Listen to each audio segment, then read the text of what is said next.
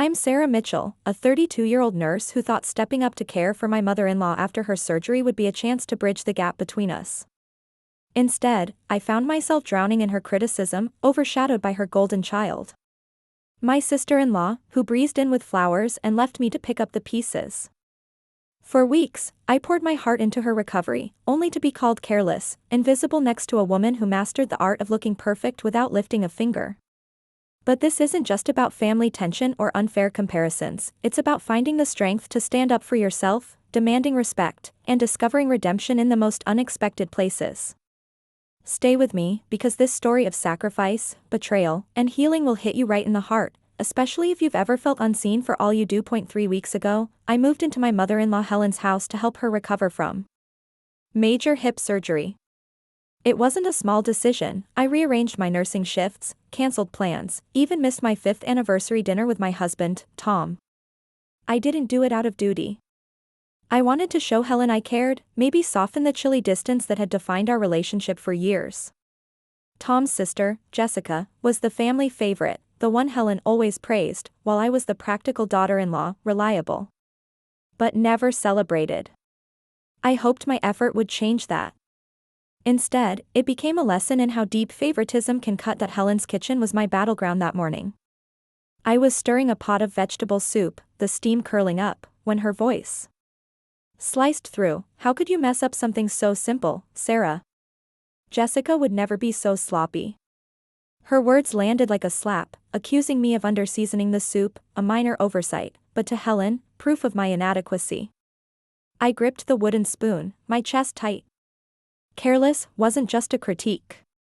It was a dismissal of the sleepless nights I'd spent adjusting her pillows, measuring her meds, making sure she was comfortable.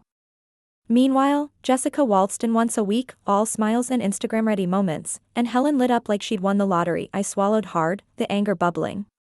"I'm doing my best, Helen," I said, my voice low.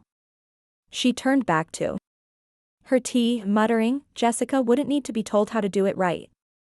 The unfairness burned. Jessica, who'd pop by for an hour, snap a selfie with Helen, and leave me to handle the real work. I'd given up so much to be here, and it was never enough. Just as I opened my mouth to defend myself, the front door swung open, and Jessica swept in, heels clicking, holding a bouquet of lilies. "Smells amazing in here," she chirped, her phone already out. She flashed me a smile that didn't reach her eyes, then turned to Helen. "How's my favorite person doing?" Helen's face transformed, her earlier sharpness melting. "Jessica. Darling, you're just in time." She shot me a glance. "I was just telling Sarah how important it is to get the little things right." Not that she'd understand. Jessica laughed, light and practiced. "Oh, Mom, I'm sure Sarah's trying. It's not easy taking care of you." Her tone was sweet, but the jab was clear. She posed next to Helen, snapping photos, cooing, "Gotta capture these moments." Helen beamed. "It's so nice to have both my girls here, but Jessica always knows how to make me feel special." My grip on the ladle tightened. Both her girls? Special? I'd been up every 2 hours last night, helping Helen to the bathroom, while Jessica's care was a vase of flowers and a quick exit. "Jessica," Helen said, "I was saying you should bring that chamomile tea you got me last year from that cute shop downtown." Jessica nodded, breezy. "Oh, definitely, Mom. Work's crazy, but I'll make time." Helen glowed. "You're always so thoughtful." I couldn't hold it in. "Thoughtful?" I snapped, my voice sharp. Both turned to me, Helen's brows knitting, Jessica's smile frozen. "She shows up for an hour a week, takes pictures, and leaves. I've been here every day, doing everything, and it's still not enough." Jessica's eyes flashed, but her smile held. "Sarah, I didn't know this was a contest. We're all helping in our own way." Her condescension was a match to my fuse.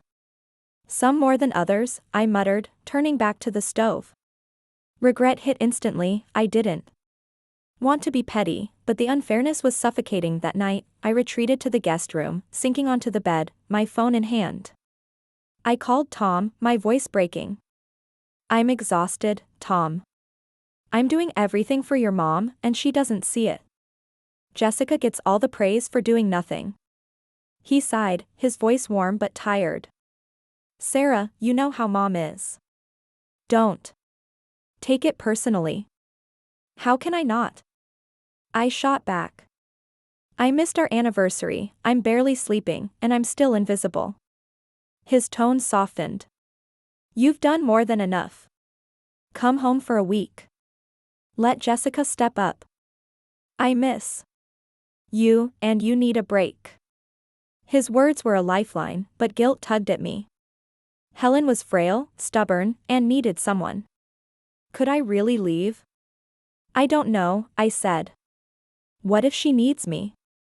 Tom was firm. She'll manage. You're not selfish for taking care of yourself. Tom and I lived 2 hours away, in a cozy apartment we'd built together.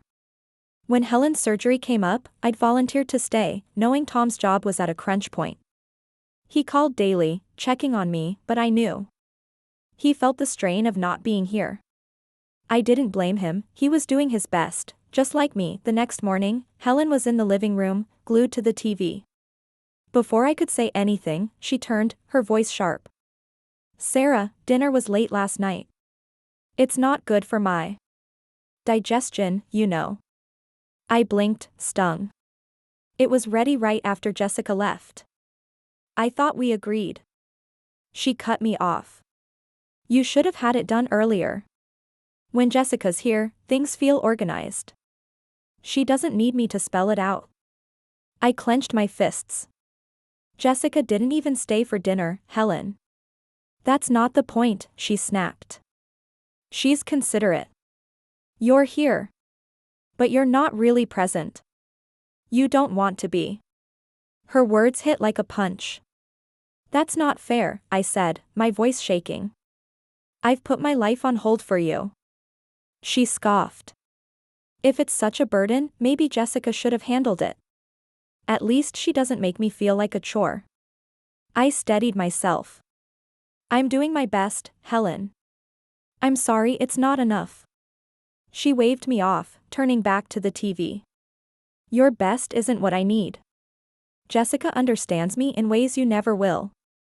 The room felt like it was closing in. I retreated to the guest room, tears burning. Sitting on the bed, I stared at my suitcase, Helen's words looping in my mind.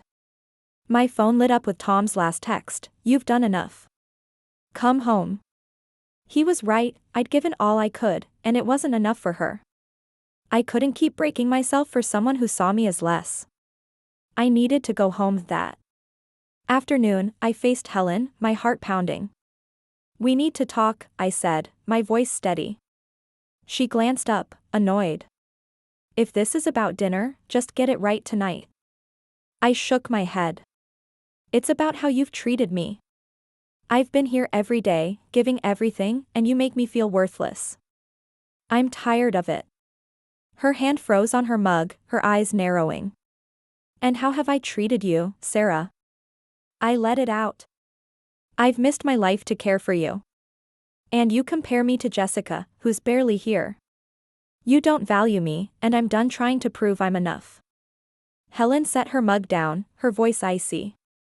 If you're so miserable, no one's keeping you here. Jessica would do better anyway. The words cut, but I stood tall. Jessica isn't here, Helen. I've been the one showing up. But if you think she's better, fine, I'm done. Her face hardened. Good. I won't miss the whining. Jessica respects me. I nodded, the finality sinking in. I hope she gives you what you need, because I'm not coming back. I walked away, my chest tight but my resolve firm. In the guest room, I packed, each item a step toward freedom. Before leaving, I called Jessica. What is it, Sarah? She answered, irritated. I'm busy. I'm leaving, I said. I've packed, and I'm going home. Helen needs someone, so it's your turn. She laughed, incredulous. You can't just dump this on me. I don't have time. I've been here for weeks, I said. Unwavering.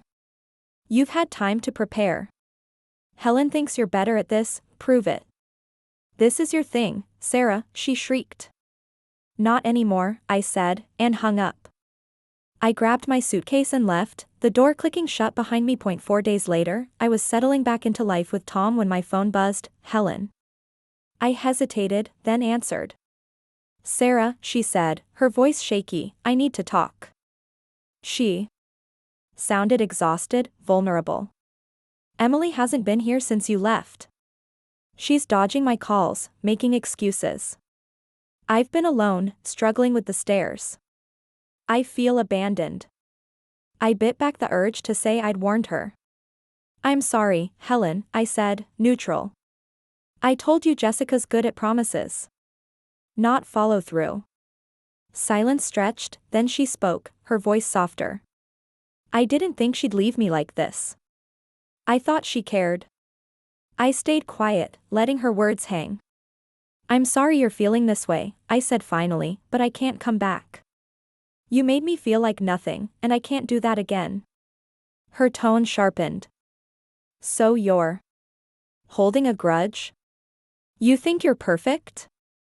You made mistakes, Sarah, and now you're abandoning me. Her anger was familiar, but I held firm. I'm not perfect, but I tried. You never saw it. I can't keep proving myself to you. She laughed bitterly. At least Jessica wouldn't walk away like this.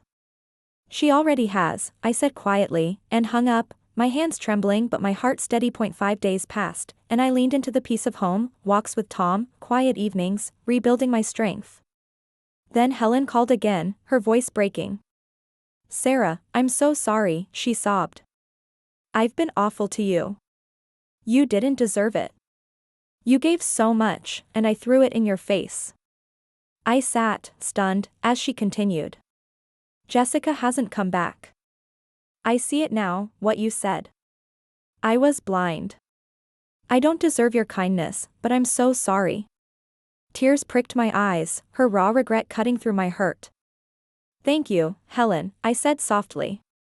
That means a lot. I don't expect forgiveness, she whispered, but I had to say it. I paused, then said, I'll need time, but this is a start. She sobbed, I'll do better, Sarah. I promise. When the call ended, I felt lighter, like a door had cracked open. After Helen recovered, everything changed.